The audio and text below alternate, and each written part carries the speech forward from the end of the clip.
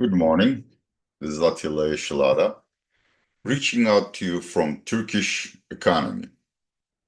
Yes, we need to talk about the Turkish economy, folks, because it is sailing into a perfect storm.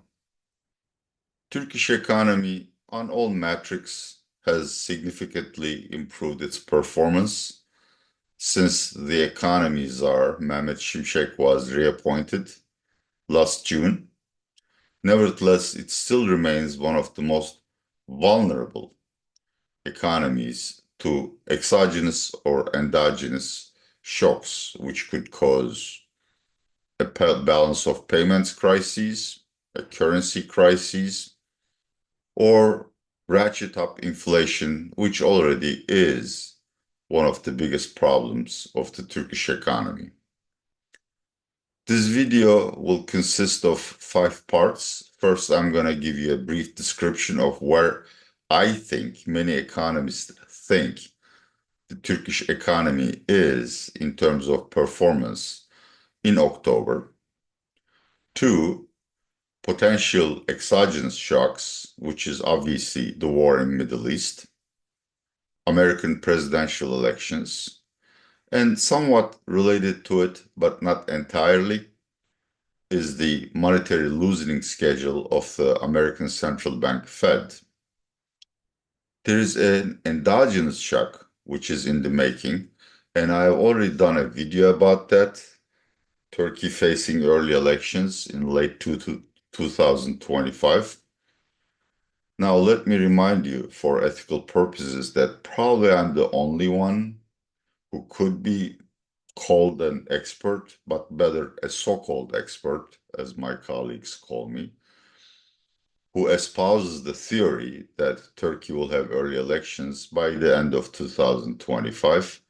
But nevertheless, pay a listen. And obviously, elections in any democratic country means that there will be massive pork barreling before it, which is anathema to a very high inflation country like Turkey. And finally, I'm going to give you my opinion on where we will be next time this year, which essentially has 3 scenarios: hard landing, no landing, and muddle through. There is no soft landing for Turkey. Turks don't turds. Freudian slip. Turks don't do things the soft way. We do it the hard way. Okay, let's start with Turkish economy. Essentially, 3 major items here vis-a-vis vulnerabilities. These are growth, inflation, and external deficit or current account deficits. Now, in terms of growth, there is a significant slowdown. By the way, I don't do numbers. I use them in my research, obviously, and I analyze them quite carefully. But when I do these YouTube videos or speak in front of the public, I try to shy away from them because they sort of, parroting out all these numbers makes the audience lose the dynamic of my exposition. I rather work on trends and brief sentences on to explain where the Turkish economy is. Now, Turkish economy has slowed down significantly between the first and third quarters. In terms of the third quarter GDP, it will probably decline quarter on quarter. In terms of the fourth quarter, it's not going to do much better than the third quarter, though probably we will not have an official recession at the end of the year. I have linked the latest document on Turkish economy by independent experts, which in this case is IMF. It recently published its Article 4 consultation report for Turkey, which also calls for economic growth to slow down. My estimate is that Turkish GDP will grow roughly 3% per annum at the end of this year, which is not bad considering global standards, even for most of the emerging markets, ex-China and India. But in Turkey, the Erdogan/AK Party administration has always prioritized growth, and they have boldly claimed, without any evidence of any shred, that Turkey can potentially grow 5, even 6% without generating excessive heat, which means rising inflation or current account deficits, which cannot be sustained, which will eventually lead to a currency crisis. But this view is not taken too seriously.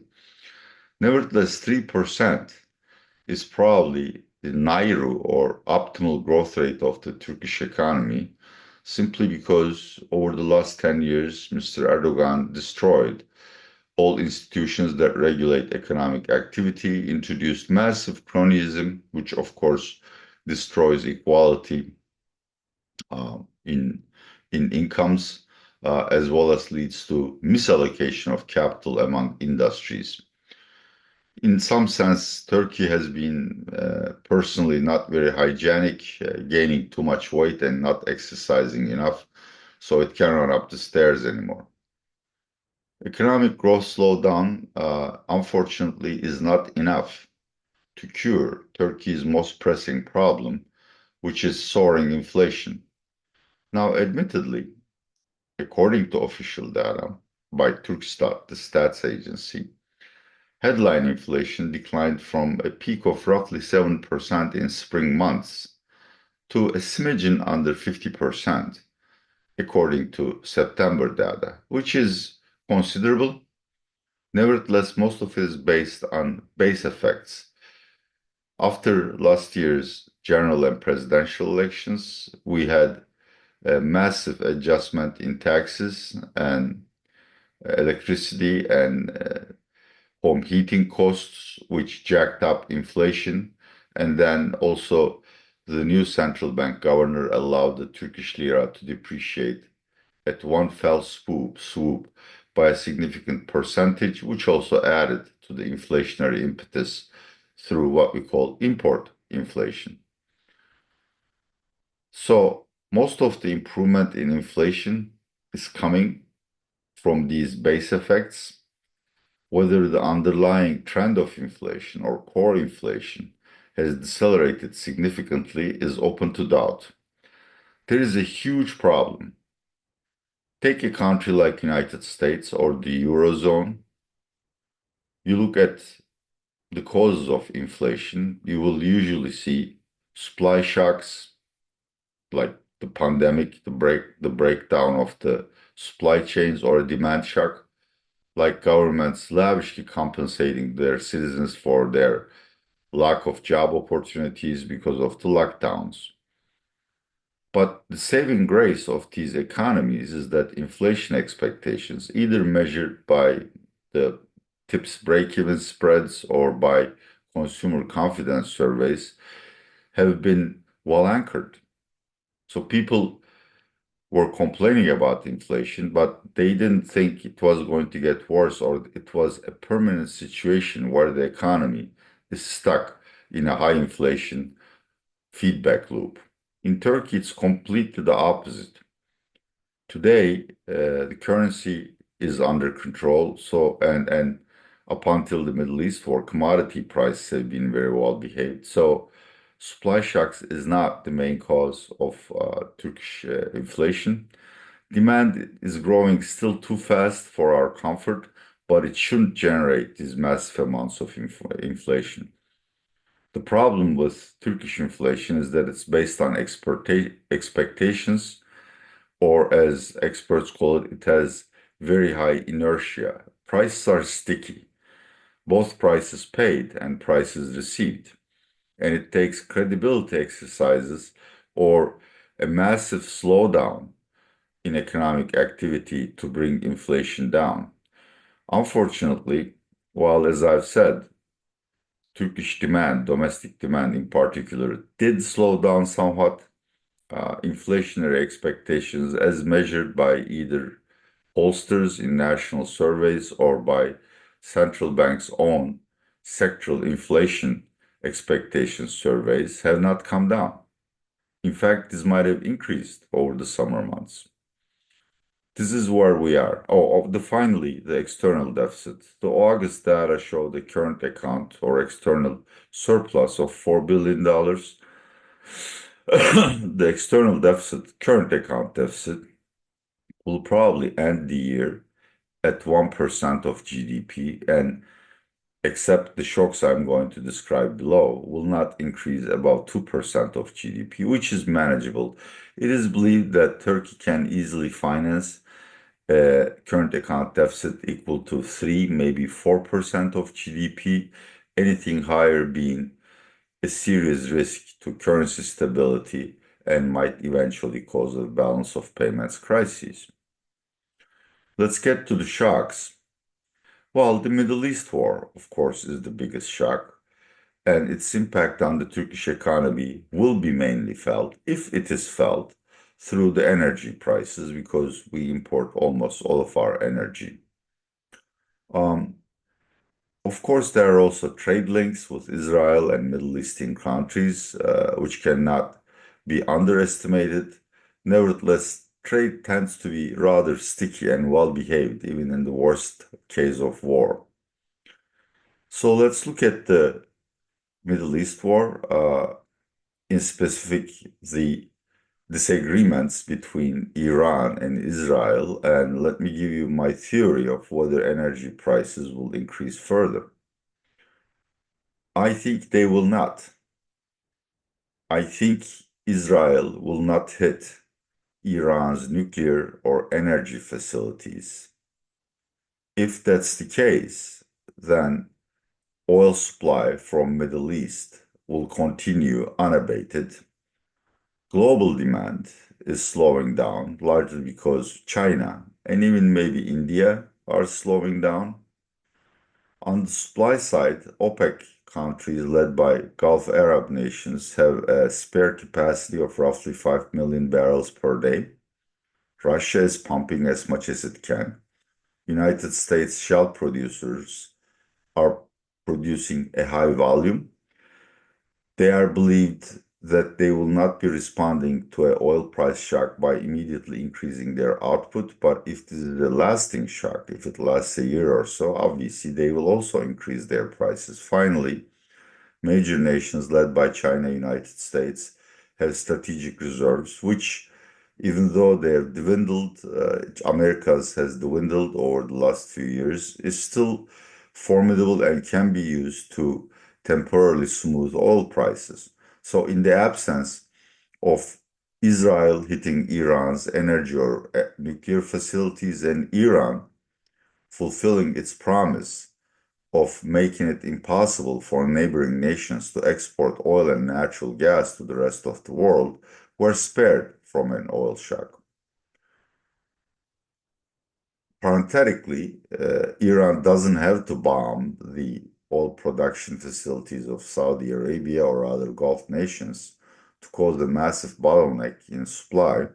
It could simply block the Straits of Hormuz, which is, like imagine the Arabian Peninsula on the left side, you got the Red Sea on the, right-hand side, you got the Gulf of Hormuz, which connects Middle East to Indian Ocean. They can block that. They have never done it in the past, but they're quite capable of it. And if they've lost any hope of being able to export oil in the near future, they will do damage to their neighbors. Clearly, this is a good case scenario for Turkey. In fact, being quite bold and contrarian, I would expect Brent oil prices to decline from the current level of roughly, say, $75 to maybe $60, $65 at the end of the year. But the counterfactual is quite scary. We have rules of thumb to understand how an oil price shock hits the Turkish economy. A $10 increase in the barrel price of Brent increases the current account deficit by $4 billion, which is something like 0.3% of GDP. But now remember, I'm sorry, if oil goes up from $75 per barrel to 100, that's a 33% increase, which would lead to a roughly $10 billion increase in the current account deficit, which is still not scary, but very uncomfortable given the other shocks, such as Fed monetary loosening schedule, which I shall be discussing in a few minutes. Also, oil is not the only price that's affected when there's a supply shock. Turkey also is a huge importer of natural gas, and it does so nowadays with shorter term contracts, which are more or less indexed to the price of Brent or some other oil composite index, which means they'll have also be raised. Assuming a 33% increase in quote unquote energy prices, which are reflected to the price of NG and electricity, causes roughly a 3 to 4% increase in CPI, which is significant simply because the official inflation target for end 2025 for CPI is 17% as declared by central bank and 21.5% as declared by Turkey's primary fiscal policy document, the medium-term economic program. Already forecasts for Turkish inflation at the end of next year, market-based forecasts are no less than 25%.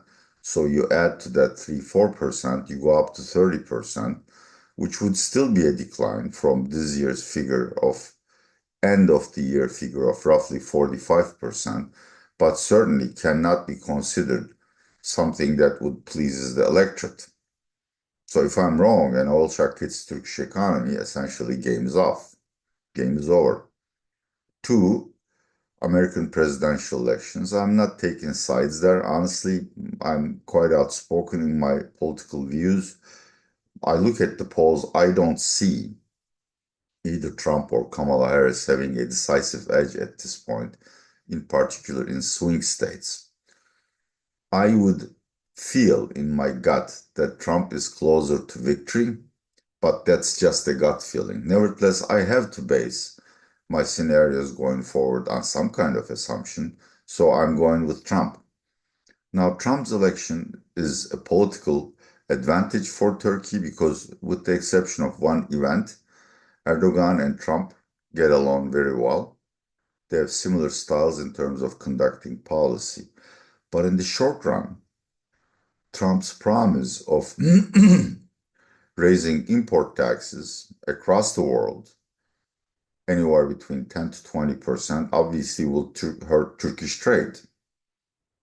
As importantly, it will probably cause a significant blow to the European economy, which is our main export destination, where we also get most of our tourists. So in any scenario where Trump's actions lead to a global recession or economic slowdown, which affects EU, is a significant shock for the Turkish economy. It's hard to quantify these things, but in addition to the blow to the trade, you get distortions in relative prices, supply chains are being readjusted, etc., etc. It's quite a mess. I mean, God forbid there's an oil shock plus Trump levying extra import taxes on the rest of the world. That would be stagflation territory. And, what goes around comes around when it comes to Turkey. Import prices will increase. But the major impact that I fear in terms of exogenous shocks is a combination of Trump's re-election and Fed monetary policy being not as loose as widely predicted. Now, Fed is in a quite predicament already. It wants to cut interest rates. It needs to cut interest rates because ex-ante real rates, given inflation trends, is really too high. It wants to go back to the neutral rate. But the problem is twofold. A, latest American CPI and core CPI data showed that the gains against inflation have stopped. Two, American inflation is largely from the demand side, so the Phillips curve applies here. meaning that if the economy is growing faster than its potential, it will probably generate some inflation in the future. And that seems to be the case in terms of the United States. I use Atlanta Fed GDP Now forecast. The last time I looked, it predicted third quarter annualized growth of 3.2%, whereas America's growth potential is estimated at 2.1%. So there's a huge gap, a positive output gap in the United States, which is quite inflationary. As a result of which, first FOMC member Ms. Bauman and then Bostic from Boston have spoken against rapid rate cuts. Bostic even doesn't think that the United States needs another rate cut in the November FOMC meeting. That's a problem. The slight pickup in inflation or faster than optimal growth rate will not deter Fed from cutting rates, though it will probably cut rates much slowly, and the terminal rate could be higher than what the market-based consensus is. Now add to that the fact Trump coming in and immediately signing an executive order to raise import taxes for all the nations to 60% in terms of Chinese goods and services, you get a supply shock. Inflation increases. Of course, it also slows down economic growth, but most experts believe that in this case, Fed will prioritize fighting inflation rather than preserving employment and will have to stop cutting rates. Now, why is that a problem for Turkey? I mean, we don't borrow much directly from the United States, neither do we have much trade. We do, but it's not a critical amount. Well, usually when Fed surprises in this regard, the dollar index increases and United States bond yields increase as well. Now, this is a toxic combination for all emerging markets assets.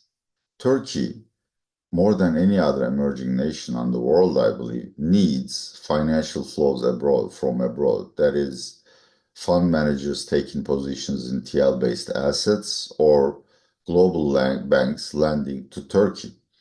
So, um, a higher dollar index plus United States government bond yields rising would make it much difficult for Turkey to sustain any level of current account deficit.